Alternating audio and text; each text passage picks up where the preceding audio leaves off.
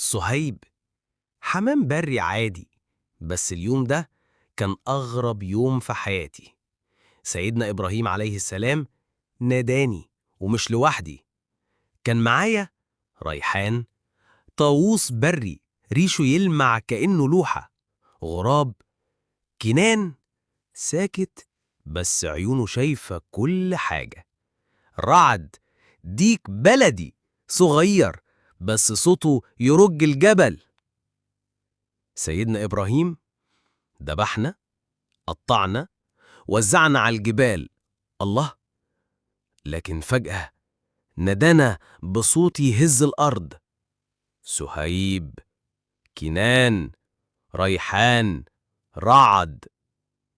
وفجأة رجعت الروح، رجعنا نطير، رجعنا نعيش، رجعنا نسعى بأمر ربنا العزيز الحكيم. أنا الطير اللي مات ورجع بأمر الله.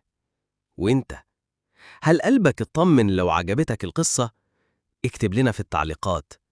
لو كنت مكان واحد مننا تختار تكون مين؟ صهيب، كنان، ريحان، ولا رعد؟ اشترك في قناة الحكاية إيه عشان الحكايات اللي بتحرك القلب لسه